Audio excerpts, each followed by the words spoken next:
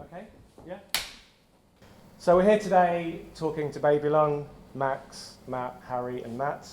They've just got a new EP coming out, Shoetown Blues, so we're here to talk about the band. So just want to start with a really easy question, just how did you guys get this really interesting project together? Me and Matt worked together originally where we was sort of setting up guitars and like writing some jazzy shit. Yeah, it's at Black Star.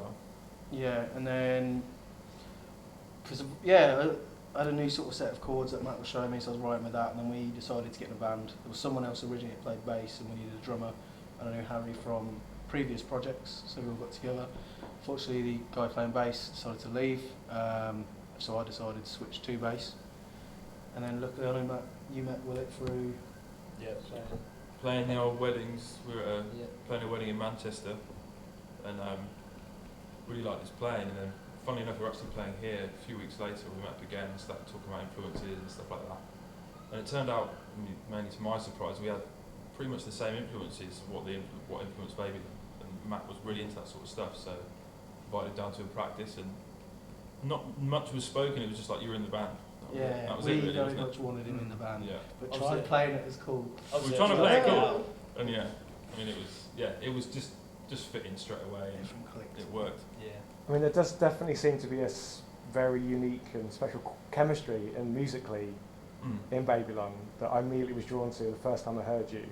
Thank you. I mean, is that have you just stumbled upon that? Did you work? Is it something you've had to? Is it a lot of practice? Is it, you know, or is it just it's the right time? Kind of like establish ourselves. Yeah. I sort of, when we first started, we took a year of just, like I say, writing music, finding our sound. Didn't have any social media, had no intention of gigging, nothing like that. It was just purely get tight as a group. So although over a year, I think you were probably there about 3 months. I think joined right at the end. Yeah, I think when I joined, there was then our first gig was less than 2 months later. So I remember being like, I can't remember any of the songs. We got a gig coming up, and then after that, there was like a few more gigs in the pipeline. So then I think we sort of established the sound as we were gigging as well, or at least I was trying to find out where I fit in. These guys already had like a strong sound because the tunes were already like ready made, basically. So. In terms of the sort of influences and the sound itself, I think that comes from, I was sort of hadn't listened to previous generations of music, because I was sort of fixated on current music, and then I met Matt, who sort of took me back to the 40s, 50s. Forced blues and jazz down your throat. Yeah, it's just a learning curve, and listening to everyone that you recommended and pinching certain parts that we like, and I think we've all got our own influences in the music that we listen to, that when it comes together it's sort of just Babylon, I suppose. Yeah. Sure, yeah. And you put out a couple of singles at the very beginning, She and Casualty. Do you want to talk about them? Yeah, I mean, She was the first song we ever worked on, I believe. Shoetown was first, I think She was second. We wrote that actually on the floor. The day we met Harry, we wrote She. Yeah. Or you wrote it, but we finished it that day. In the rehearsal studio, Yeah, I'm not sure why we chose to record that first. I think we just thought it was more Yeah. basic, and it was Felt appropriate to them. yeah, it just felt appropriate because it was like the first song we really played together, and it was maybe arguably more commercial than Shoetown. Shoetown's more of a soul sort of an older sounding song maybe. And then Casualty, we decided, I think, was just a good contrast, where She was so basic and so simple chords, simple melodies. Casualty was a bit different, and I think it showcased what we could do. So yeah, I think it was good. And now the EP coming out as well, I think it's such a diversity of all the songs itself. I'm quite looking forward to having it out. So you've spent 2019 playing shows and writing a lot. How's the year been for you guys? I think it's been a bit of a belter, to be fair. There's been some stop-start bits. We've got a lot of things like always in the pipeline, and then always trying to find out what order to put them out in, how long to leave each thing, because we've still got tunes now that like we're waiting to work on that just need a little bit of brushing up before we can play them live, and we're only just releasing this EP, so I guess it's been quite busy. A lot of rehearsals, like we're preparing for a show or preparing for something, and Max has just written another amazing song, and it's like, we want to work on this, but we need to prepare for something else, so we're getting offers to record, so it's like, okay, we're going to record another single, which is a newer song that Max wrote, and it's kind of keeping up with Max's writing a lot of it. You A know. nice problem to have. It's a very good Yeah. problem to have. Well, I think that's where us playing for a year before doing anything, it was solely just us three and then four meeting up, having fun, playing what we want to play, and then now everyone else is listening. And it's weird. We've only been gigging this year. Obviously coming up to the year with the Southwood show. So I don't know about you lot, but it baffles people that come to the gig still. It baffles me, and I didn't expect to have this much of a good reception. Yeah, we've been really lucky with it, haven't we? People have been quite receptive to everything. Yeah, I mean, certainly everyone talks about you in such high regard. I've seen people from all ages, from kids right up to people who've been around for a long time. They all catch on to something. It's whether it's the melodies or whether it's the arrangements. You definitely stand out, and I think that's probably why people are so willing to sort of invest in you and come back to the gigs and stuff. And so tell me. So let's look forward to now and this EP, Shoetown Blues. So was it like a? How did you decide to put it together? What made it? Why 5 tracks? Why these tracks? What made it what it is? Can I ask? Yeah, I think it tells us sort of story. It's the classic of Shoetown Blues, being in a relationship in such a small town that when it's good, but when it ends, you're still seeing them around everywhere, and just going through them sort of struggles. But that's these 5 songs that were on there perfectly represented for the falling in love part, breaking up part, the getting past it part, and I think they work together well. Yeah, there's a strong narrative. Well, as soon as someone points it out to you, Yeah. it makes sense. Like the first tune paints the picture of the town. Yeah. And like you say, like the falling in love, break up, the next thing. It makes sense to have those 5 songs, I think. Well, you probably designed it that way. It's coincidence to me, but probably. I don't think it was intentionally written that way. It's by no means a concept album or anything like that. But it just found itself a natural story arc, and I think it's good. And once these songs are out, it's no more sort of level breakup songs. So it's good to put that there. So like you say, the EP is a bit of a journey, really, isn't it, musically and with the words.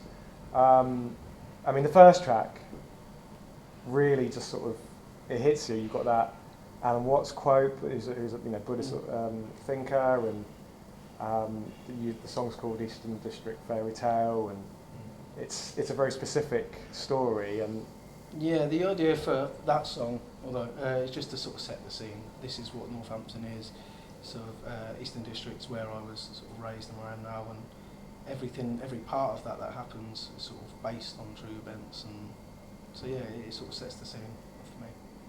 And the Alan Watts quote, is that something you? I won't take credit for that. That was Jay. That was Jay. We knew we wanted some kind of quote or sample at the start of the track. Straight away. We spent a while going through things, and as soon as we heard that, I was like, that's it. Yeah. So it just fit nicely. I mean, it's one of those ones where you can kind of work out for yourself how you think it fits with the track. Yeah.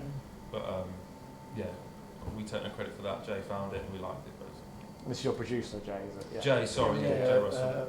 So we recorded the EP at Parlour Studios. Yep. Jay I've known since college, and we did Sheehan casually with him, so it sort of made sense. Rather than doing it a couple of days, we just spent the week there and sort of worked with him, and I think he got our sound and we sort of understood each other. So it's good. And the second track is the first single, Falling. To me, it's quite a direct love song. It's probably the poppiest thing on the EP. Mm-hmm. Yeah. Is it? Do you think that have you chosen that as a single because I think people relate to that? It's the easiest one to relate to. I mean, it's. Yeah, I mean it's the most radio friendly by far, I'd say. But I think the reason we've chosen that as a single, not as much as like thinking what people are going to think, it's just the song that goes down best live. Yeah, when we play it at gigs, it's normally one that stays in people's head. Well, we normally play it last as well.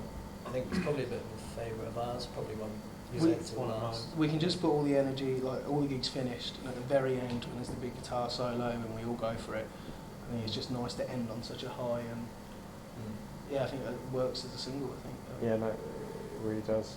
And then, as you say, the tracks go through the story, autobiographical. Or should we move on? Yeah, I mean, to a degree, by all means. pinch stories from friends as well, but Okay. to a degree, I'd say so. And it finishes with a song called Another. Mm-hmm. And I was just saying to someone, it's a very 4 a.m. in the morning. You've had a couple of whiskies and everything's a little bit woozy, and it's very evocative and simple and almost lo-fi. Mm-hmm. It's a lovely That's ending what to we were the going EP. for.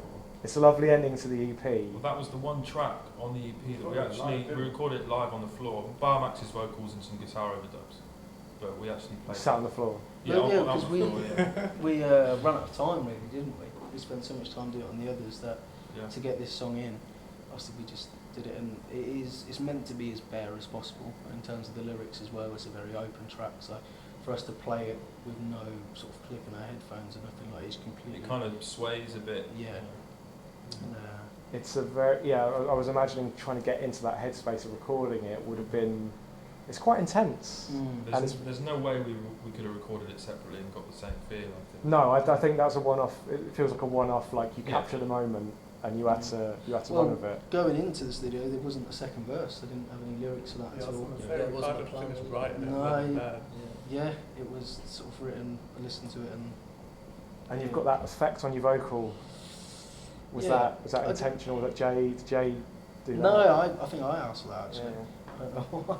It really works. Yeah. It takes it to another space. I really like it. That's like you say. I wanted it to be very 4 a.m. listening in the dark, and yeah, I think it does. I listen to it before I go to sleep sometimes. Just remember how to play it. Yeah, just to Boring. remember. Yeah, we're looking forward to bringing that out at the EP launch show because it's not. I think we've only played it once or twice live.